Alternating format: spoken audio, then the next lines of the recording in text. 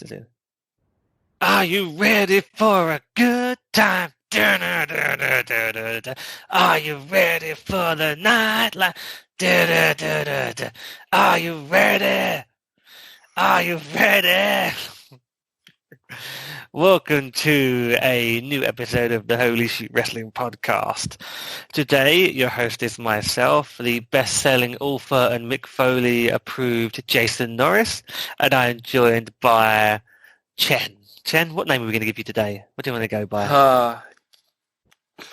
Chen, the bearded yes man. I don't know. I'm trying to go for a Daniel Bryan You look. are doing a Daniel Bryan. I was listening to the audio call, but I've never seen Chen with such a beard. He is doing a Daniel Bryan. Right. Hopefully I'll get a Brie Bella out of this. You hope. Right. This episode of Holy Shoot is pretty much going raw, uncut, unedited, unfiltered. We're just here to talk about Money in the Bank. We thought it's a nice day here in the UK. It's a sunny Saturday morning. SmackDown probably finished, I guess, several hours ago. We're doing this before we get ready for Money in the Bank on Sunday. So, Chen, I'm going to quickly go through some of the title matches because we're here really to talk about the madness that is Money in the Bank. So let's go first. So as these will have potential impact on our predictions. Bayley versus Tamina. Who have you got? I'm going for Bayley, but correct me if I'm wrong. Would it be 1 year since Bayley's been champion now? Oh, it's around that. Yeah, she's winning Money in the Bank. You might be right. Yeah. Oh, yeah. I've got Bayley as well, so we're both going with Bayley, but that's a good point. She's had the title for a long time. Okay, then we've got Drew versus Seth. Who have you got for that? I'm definitely going with Drew. There's no way Seth's winning. Yeah, I agree with you. So we've got Bayley and Drew both retaining their belts. The other title match, which has implications on Money in the Bank, Bray versus Braun. Who have you got? I think Bray will win. What about you? So because of the fact it's Bray and not The Fiend, I think there are going to be a couple of chapters to this, so I think Braun's retaining at this particular event. Right, so those are our three. So we're basically, before Money in the Bank matches start, we have Bayley as champ. Obviously, we have Becky as champ because she's not appearing on this show. We have Drew as champ, and we're splitting it where we think Bray or Braun could actually be champion on the other title. So let's just do quickly Money in the Bank. Who are your two winners? So I'm going with AJ Styles and Asuka. AJ Styles and Asuka. Whereas I've gone for Baron Corbin and Shayna Baszler. So let's talk about Money in the Bank. This is a pretty insane event. It sounds like both matches are going to happen at the same time, starting on the ground floor of WWE headquarters in Connecticut, finishing on the roof of the building. That's the current plan, and we're assuming this will be the main event. We could be wrong, but because that could have an implication on the title matches. But at the moment, we believe the title matches are all happening at the Performance Center, but WWE has not clarified that. They've kept it a bit vague, so we don't know where those matches are happening. We would assume Performance Center. For all we know, they might be happening at the headquarters as well. But we're assuming Performance Center for now, and they will happen, and then Money in the Bank is the main event. Okay, why have you gone for AJ Styles as your men's winner? Because he is hot right now. And to me, like, Aleister Black, he's just there because he'll be there for good spots. Otis is just there because he's just there he's got a hot storyline, but he's not going to get pushed to the main event level. Believe me. And Corbin, I was thinking of Corbin because he did win it 2 years ago, but obviously because of backstage problems, it didn't go successful, his cash in. But I just think AJ, they need like a really top heel right now. Like, they got too many faces, in my opinion. They just need a really big heel. And I think it'll be AJ Styles. And so I think there's a chance that AJ might actually cash in. But that's the thing. We don't know how this all works out. Like, will it be the Money in the Bank actual match will begin at the beginning of the show, or will it be the main event? We don't know. Yeah, that's a challenge, I think, on this one. That's why I'm assuming main event, because they're going to make a big thing, and it's going to be such an unusual match that you can't you either start with it or you end with it, and I'm thinking they end with it. But yeah, the fact it's a double match as well means I think they're going to be it could be quite a long match overall. So that's why I'm going for main event. So your AJ logic is quite sensible. I was, Chen, you are known as like the Vince Russo of the group when it comes to like fantasy booking. So you haven't gone for something crazy like Otis wins after jumping off after throwing Rey Mysterio off the side of the building. You've kept it quite sensible with AJ. Now Brod's not here today, but I think Brod has a similar choice to you. He's gone for AJ. I went for Baron Corbin because AJ's my second choice. But I look at the two champions and I figure Drew McIntyre is the kind of champion where he's a fighting champion. And if AJ just walked up to him on Raw next week and said, okay, you've defended against Seth, I think I'm the next number one contender, so fight me. Drew's the kind of guy who would go, yeah, fair enough, you're an established star, I will wrestle you next for the belt. So that's why I don't think he needs it. When you look at the other ones, I don't think Rey has any chance in terms of that they're going to put him to that level. He's not full time. He's more there now to put people over, right? Yeah, I agree. I think he's definitely going to be a good star for them when he still sells merch, but I can't see them. I'm trying to think, I can't see him cashing in on Drew. So it's hard to think of a babyface on the Raw side winning. And then on the Raw side, Aleister Black, I think it's good that he's in the main event. I don't think he needs I don't think the briefcase works for him. It's not his character to need that briefcase. Nope. But, this is the whole point of Money in the Bank. Like, it helps elevate with the first one being Edge to cash in ever. It showed that it'll help elevate you from a mid-carder to a main event. It elevates your career. And I can see someone like in Aleister Black's position, who's like a mid-carder, getting the Money in the Bank just so more people can get behind it and put more spotlight on him. But I don't know. I just don't see him winning it at all. He's just there for the stunts, the good spots, in my opinion. Like Rey. And then, so that, when it moves you onto the SmackDown side, so yeah, that's why I think AJ, he doesn't need it, and the other guys aren't really built around it. So on the SmackDown side, it's great. I mean, Otis is in this because he's hot right now. I think we know, he probably wouldn't have been in this otherwise, but he seems to have just been he's been a big star for them while the roster's quite limited, because everyone's actually quite into the storyline with Mandy and Daddy DeVille. It's been quite well done. So that's why he's in there. Then when you think of, I guess, the other thing that matters for me, Daniel Bryan, again, I don't think he needs it. I think he's the kind of guy that he could go up, again, he could just be like, Braun, I think we should fight for the belt because you know who I am. And I don't see what he gets out of it. I don't see babyface Daniel Bryan with the briefcase at the moment. It just feels wrong. Yeah, but then again, remember how he won his last title against AJ Styles? He did the low blow, but he was a face during the whole match. Yeah, so maybe, we don't know. Yeah.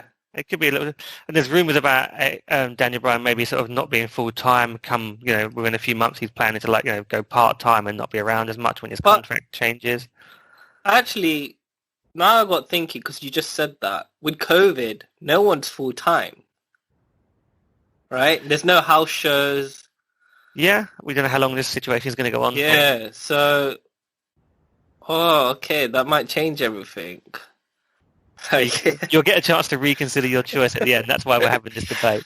So I've gone for Baron Corbin because I think there's more there to it. And originally I thought he could, when I thought it was The Fiend, I thought, okay, Fiend and Braun Strowman, how do you get out of that match? Well, that's where you have Baron Corbin turn up and cash it in, similar to Seth doing it at Mania, I guess, when it was Roman Reigns and Brock. You just have him interrupting, doing something suspect, and that's how you get the belt out of that feud.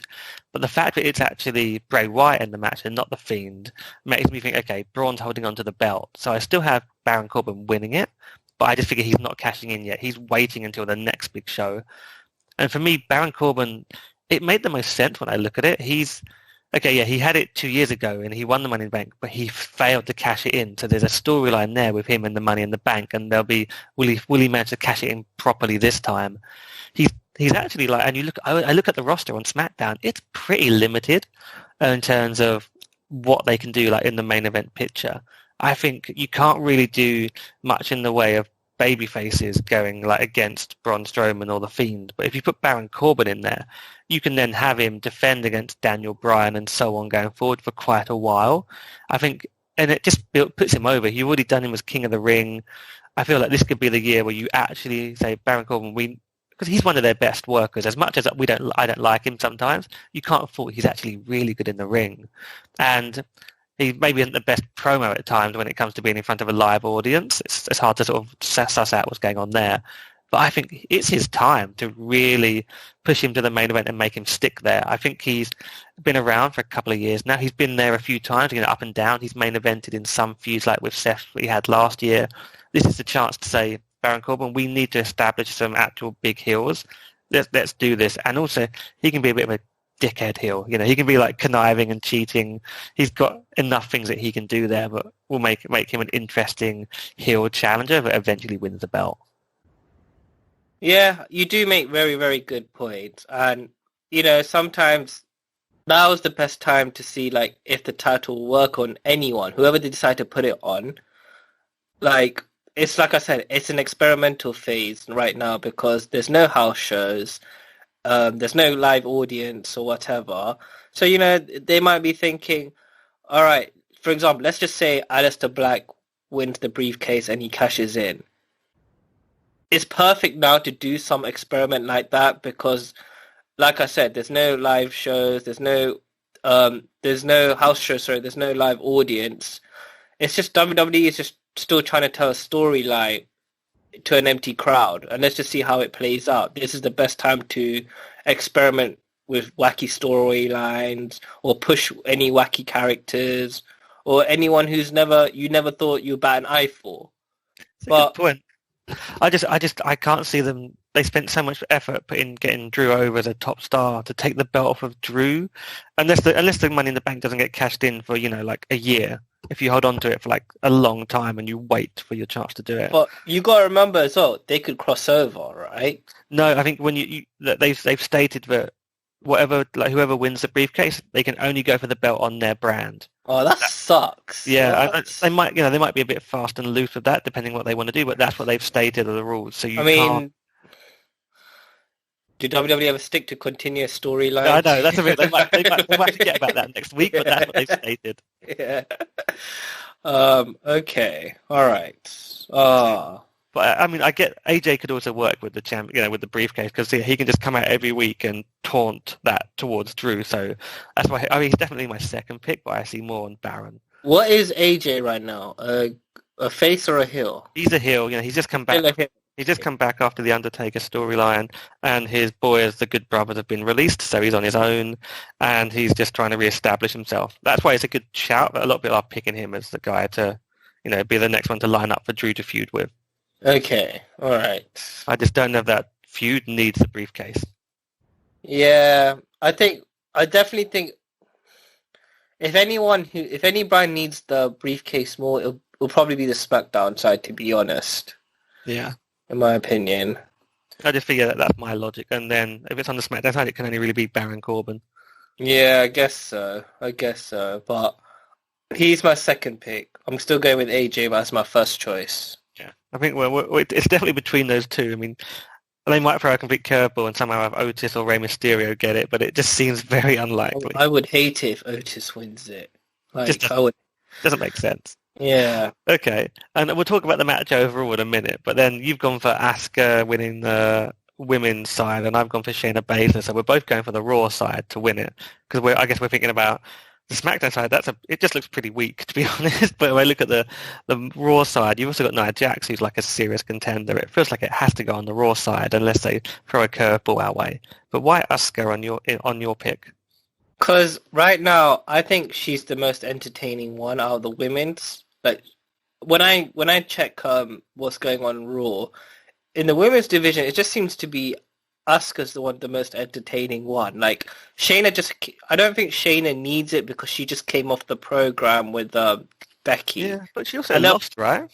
Yeah, but I think they'll probably continue that storyline down the road, basically, right?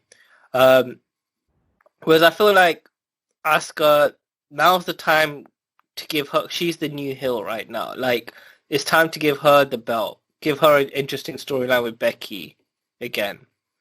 Who I think will be the most entertaining one in this women's match? Nia Jax, straight up. It's going to be an interesting match. So Asuka is interesting because her and Kairi Sane had the tag belts, but there's rumors of Kairi Sane maybe returning back to Japan. Yeah. And they are leaning on Asuka a lot because she's so entertaining and like just, I guess, vocal and interesting on Raw. And during this lack of crowds, is her shouting angrily at people in Japanese with the briefcase. That probably works. Yeah. But she also only recently had a feud with Becky, which she lost as well. Yeah, but I think the thing is, normally when like you build someone up and they lose, right? They kind of phase away. But Asuka's still been around. It's just her star power to me. Yeah, she's definitely a star. And because with Shayna, sorry to interrupt. Shayna, what about Baszler?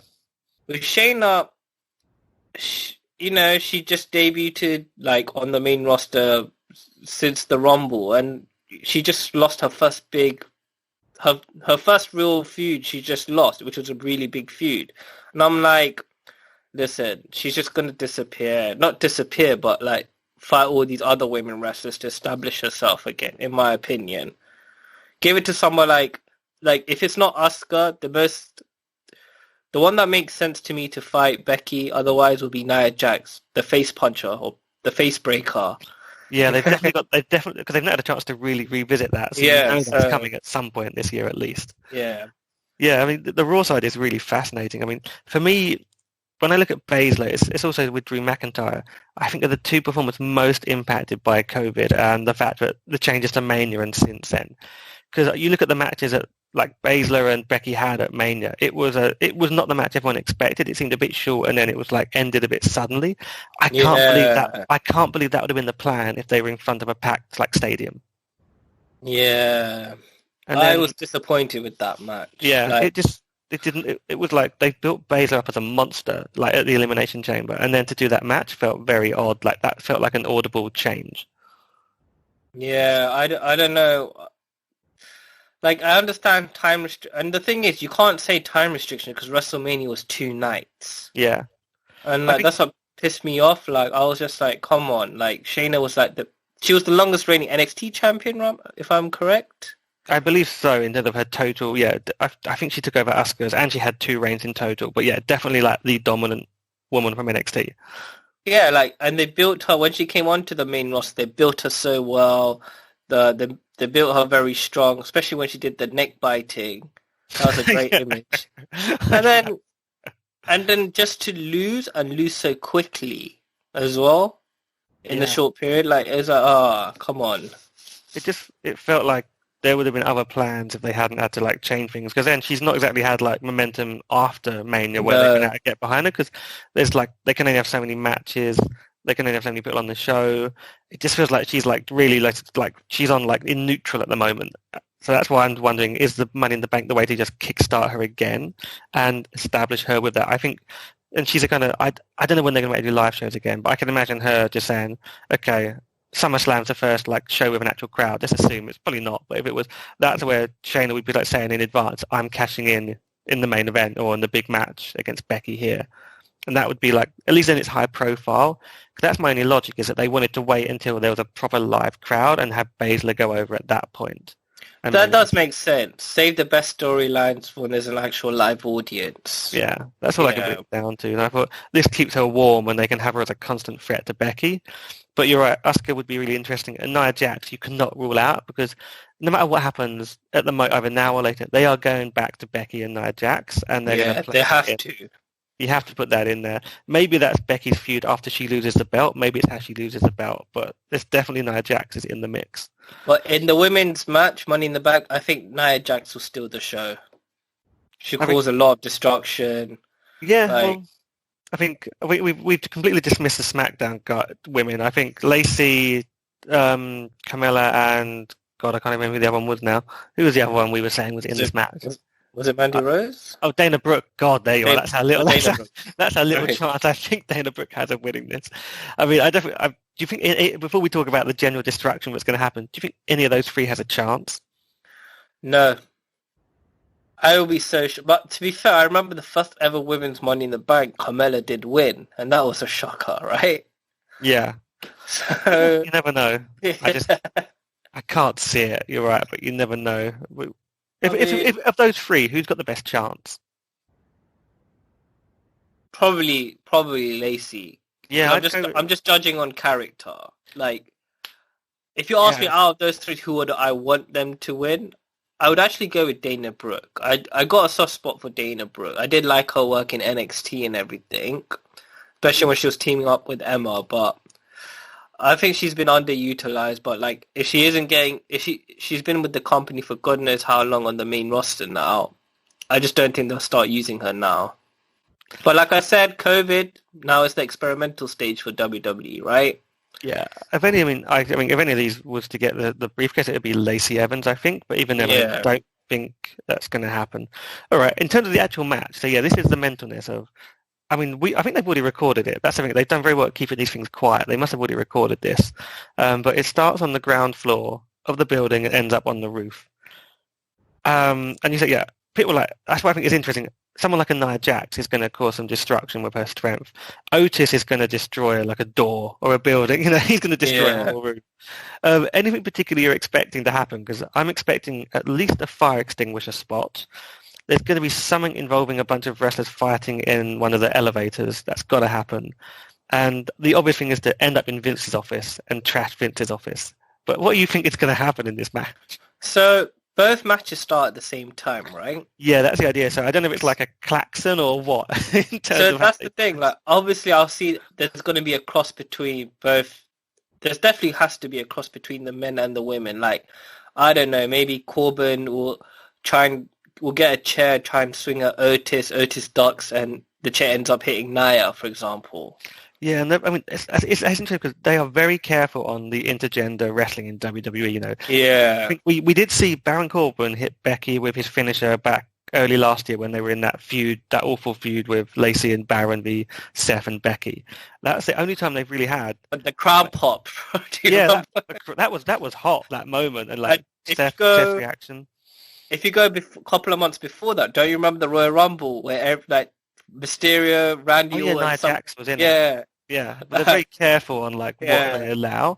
And I'm wondering, will there be some sort of, will it be an accidental or an actual crossover that happens? But you're right, there could be a chair swing or someone moves out of the way and someone ends up getting taken out. I'd imagine if anything, Jax taking out one of the men is more likely. Yeah. I'm trying to think, do any of the men and the women have a crossover storyline?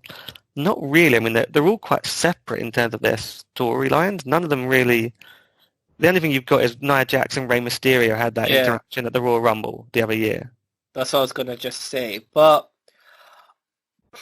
I don't know, because, I can see, for example, someone outside, like Mandy Rose being there just to support Otis, right?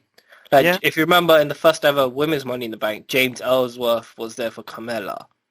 So there might be the partners or the love interest or whatever will probably play a role in the match, definitely. It's a good point. I hadn't thought about Mandy having a presence there. And because that's a weird thing, I'm surprised they didn't have Mandy and Sonya Deville on the pay-per-view. They had it, at least they had the first match on SmackDown last night, and they had Sonya win with a roll-up after 5 minutes. So there's definitely more there. I was annoyed about that it wasn't on the Money in the Bank, that match, because I'm a big Sonya Deville fan. Yeah. And if anything, I think she should be in the match instead of Dana Brooke. Yeah, your daddy is Sonya Deville these days. Everyone knows that. Yeah. Daddy Deville. But you're right. But maybe it's because, maybe you're right, maybe Mandy is somehow involved in this because of being there for Otis. There is an outside a chance of that happening. So maybe that's why. And can you see anyone interfering for the men? And all I can imagine is something comical, they walk into a room and Hornswoggle is in the room, or Shane is in there watching videotapes. That's the only thing I can imagine. Maybe, but or Michael Hayes, I don't know.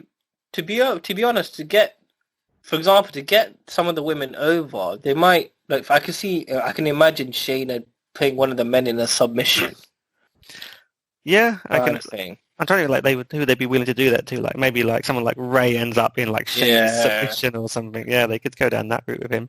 Um, What's the craziest spot you reckon is going to happen? I don't think anyone's falling off the top of the building, but it's like I'm trying to be like if they trash a room or someone goes flying down some stairs or what? Because this is obviously going to be post-produced where they can edit around and do some stunts if they want. it's definitely wherever something's crazy is going to be done. They've already shot it. I believe. I don't think anything will happen live. That would be crazy. Yeah, we believe the whole thing has been recorded already, similar to, I guess, like the special matches of Bray and Cena and Orton and Edge. They're definitely like be thinking of how can they, and Undertaker and AJ as well. They're going to take advantage of doing something unique and various edits going along the way. I can imagine, for example, there might be a scene where, because it's like you said, it's on top of the roof, right? Yeah, there's two ladders for the men's and the women's. I think there's like, I don't know if it's two rings or at least two ladders, but I think it's the same ring with two ladders. What's holding the briefcase? So they've got like a crane, like construction around holding it up. Like, for a cinematic shot, I can imagine someone hanging at the end on the edge of the building. Like the ladder falls off, someone falls over, and he holds onto the ledge of the building. Like, I don't know. I can imagine it being someone like, it'll probably be someone like a face. Like, let's just say it was Rey Mysterio, and he's hanging on the edge. And then Corbin sees it, and he tries to step on Rey Mysterio's fingers. There will be something like that. Yeah. I'm just looking. So both the briefcases are above the ring at the same time. So you could even have both briefcases being obtained at the same time. With both you could have like Corbin and Baszler both grabbing the briefcase at the same time or helping each other climb. You've got that kind of wild card as well, where someone could even work together. That is true. Or for comedy purposes, they might get the wrong briefcase. Like Corbin might get the women's, Shayna might end up getting the man. Imagine that was a twist. And if you remember, China was once Intercontinental Champion, right? So they might go something back old school like that. But this is the Chen I want. I want crazy Baron Corbin cashes in against Bayley to become SmackDown Women's Champion. Oh, and AJ who says Bayley? Becky. No, but you did say they stick to the brand. AJ's cashing in on Bayley, otherwise on Becky in your views. I mean, Becky calls herself the man. Yeah. So, I don't know. Like Seth Rollins. They might want... There's a lot that could go on here in this match. But yeah, the fact that both briefcases are hanging above the same ring at the same time means there's going to be some interesting stuff. Do you think an outsider will come? Because didn't Brock win it? Like, correct my memory. Brock was an outsider, right? Mustafa... No, it was not Mustafa Ali. Someone... Yeah, it wasn't Ali. It wasn't Ali because he was the one who was then knocked down by Brock, but someone was taken out of the match and Brock was inserted into the match and basically just came down at the end last year, and Ali could have grabbed the briefcase, but instead he sat there on top of the ladder looking shocked. So then Brock came down and was like, thank you very much, I'll have that. So there's no wild could be cards. An outsider. They already did it. They already took Apollo Crews out of the match to put AJ Styles in. They had Apollo injured so that AJ could win a gauntlet and be inserted into the match. So they've kind of already played that card of having someone get added in late in the day. Yeah, but because this is like a new format, it's in the building. For example, couldn't let's just say hypothetically, a janitor pick up the briefcase? So I'm sure an outsider can come into this match. Yeah, well, we've got that. We've got the whole James Ellsworth where he helped Camilla grab it. I think he grabbed it and passed it down to Camilla last time. So there is that I wonder if they would risk going there again because of the backlash they had, but you never know. They could have something weird going on there where we could have a new pairing happen where someone, not even announced for the matches, is there and helps someone win. Yeah, because like I said, half of it's probably going to be like cinematic shots. And for example, let's just take WrestleMania with Bray Wyatt and John Cena. That wasn't a wrestling match, but it was something really great, right? Yeah. So it could be something. I think now the WWE is doing crazy stuff like that. So, like I said, they're going to experiment. So, like I said, don't rule anything out. This is where Vince Russo shines. Vince I Russo think, booking. well, it's also, I think the interesting bit is, I wonder if that ties into the fact that it's not The Fiend versus Braun, so there won't be the same cinematic match that The Fiend had with Cena. It's going to be maybe more of a straight-up match with Bray Wyatt, that character. There's probably still be some weirdness, but it's not going to be the same crazy funhouse world, which means that match will be a bit more traditional, allowing the Money in the Bank to be the batshit crazy moment of the show. Imagine Yeah, part of the fight takes place in the funhouse. they stumble through a room and it's the funhouse. See, it's a shame because I know the all the merchandise, they've got like a warehouse of all like their props and merchandise, but it's not part of the main building, because you can imagine they end up in there, and before you know it, they're fighting with old props. The Gobbledygooker turns up. They end up in one of the old WrestleMania rings. There's random like tanks and like things being used. I remember seeing that in the Edge and Christian show. I know what warehouse you're talking about. Yeah, imagine they ended up in that. That'd be Yeah. crazy. So I'm expecting something crazy like that. But how long do you reckon the match goes? Because I think there's a lot of stories they've got to get. I could easily see this being like an hour-long Money in the Bank by the time they factor in there's 2 matches to record and there's so much they're going to want to do. Yeah, because like you said, I believe it'll start at the beginning, and then say like the first opening match is Bailey's match, right? But from Bailey's match, they might keep going backstage, back to the match, backstage. Oh, do you reckon it could be? They could have the Money in the Bank happening throughout the show. Yeah, throughout the show. That would be. Yeah, they could do that.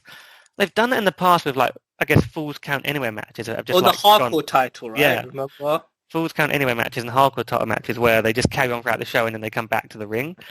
It'd be interesting because of the whole thing's live and they've pre-recorded them Money in the Bank.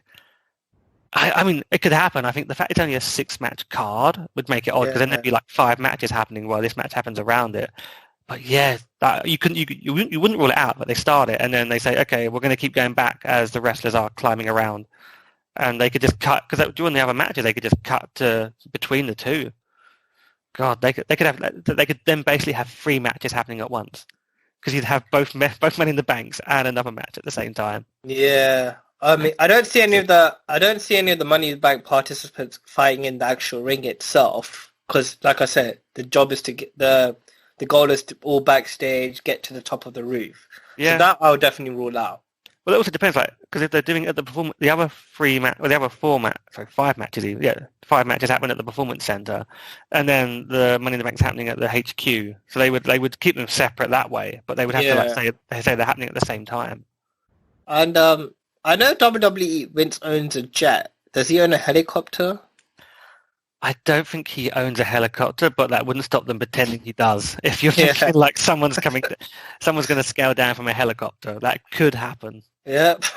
Like I said, or parachute, I don't know. Well, I joked with some guys. I was like, now is the time, if you're in the Connecticut area, to hire a helicopter and just declare yourself part of the match and just drop down and just take the briefcase. You haven't even got to get into the ring. Just scale down, take it off the hook and fly off. Yeah.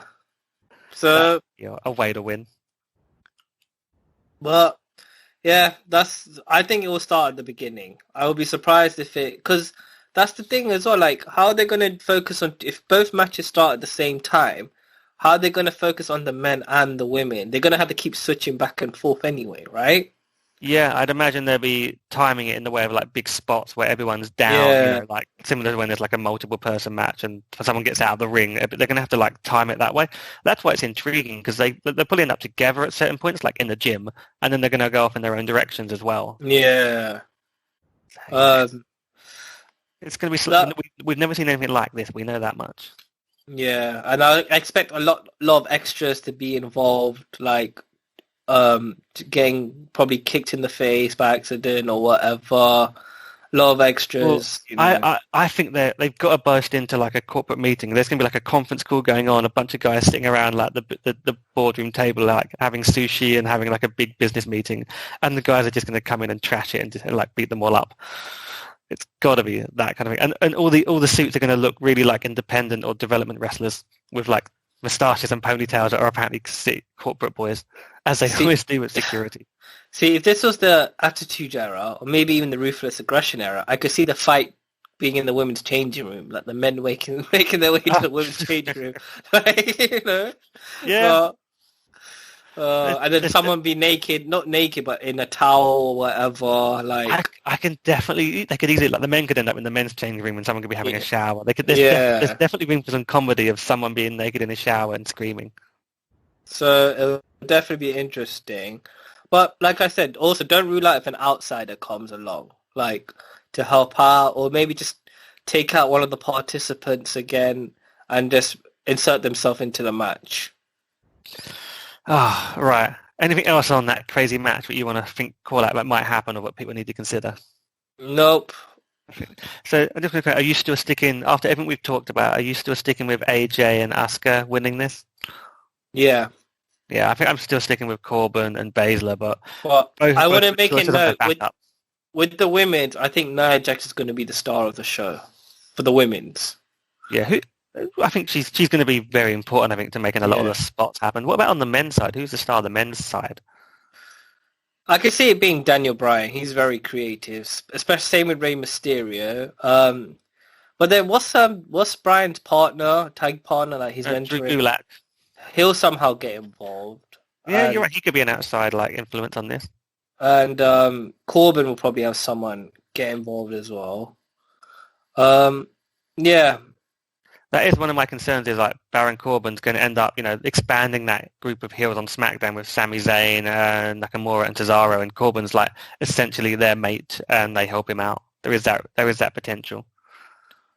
I mean, for once, I'm happy if outsiders get involved because otherwise you don't want to shelve Nakamura, Sami Zayn, or Cesaro. It'll be important you at least get these characters on TV. And this is not official match in the ring, so now's the best time. Like with the Boneyard match, you had Gallows and Anderson involved. So you're right. Who knows who might appear in this one?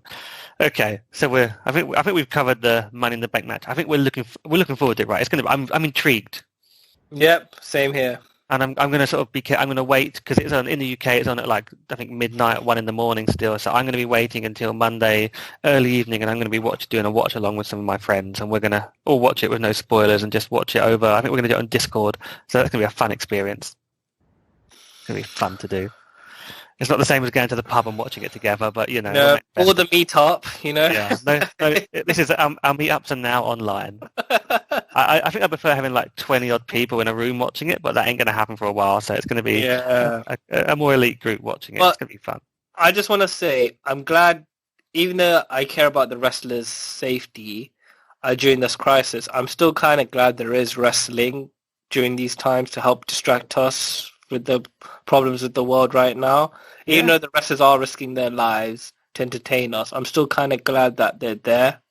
Well, hopefully they're being as safe as they can, and when they take precautions like Kevin Owens is doing and like Roman Reigns is doing because of their families, they're staying away.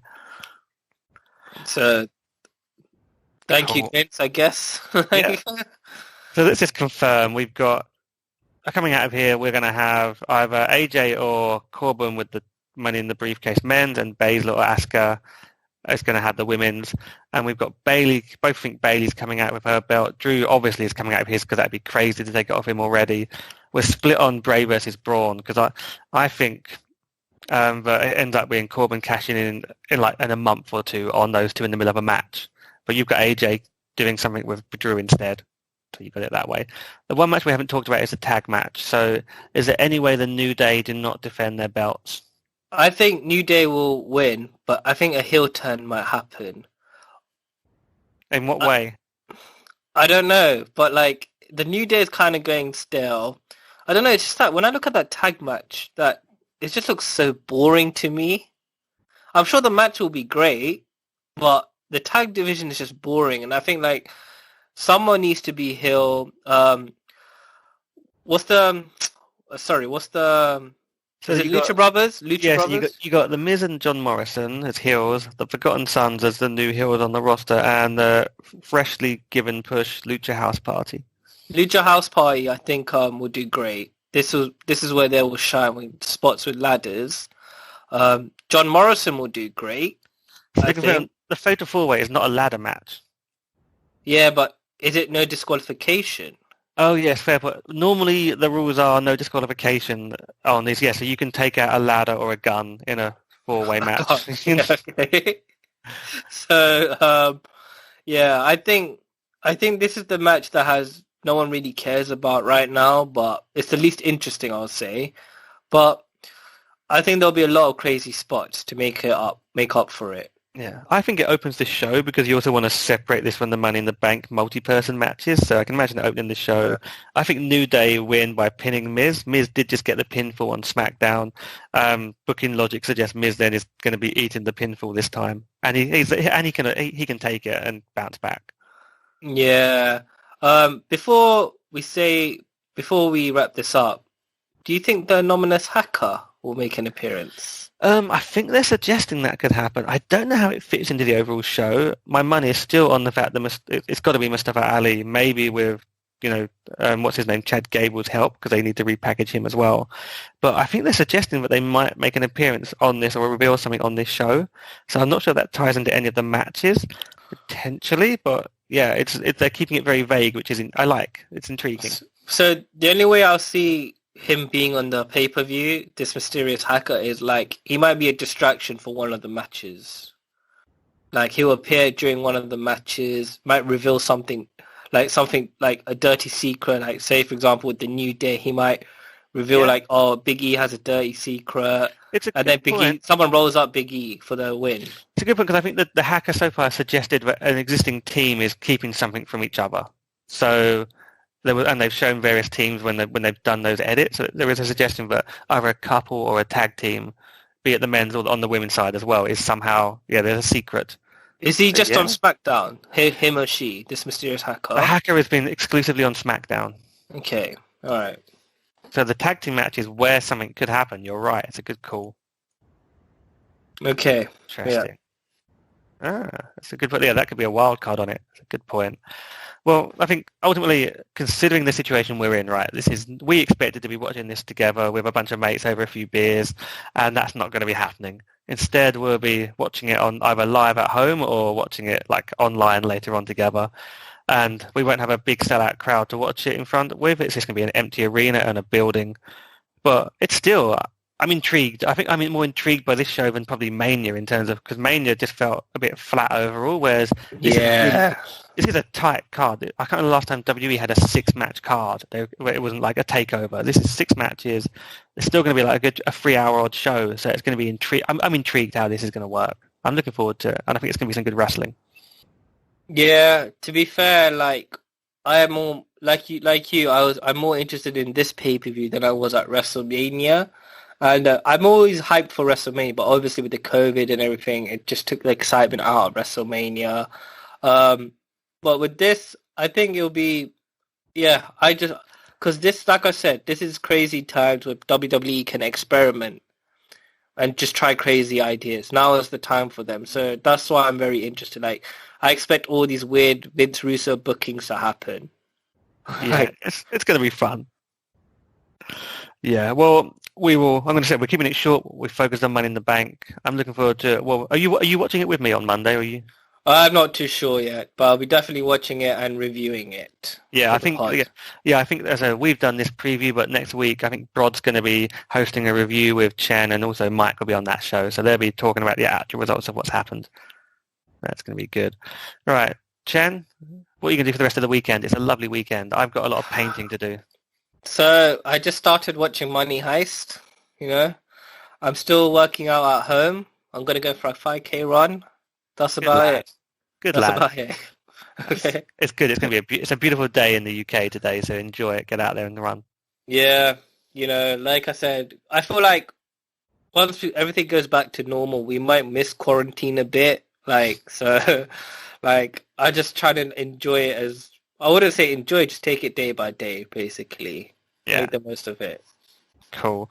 Well, let's wrap this up. Thanks everyone for listening.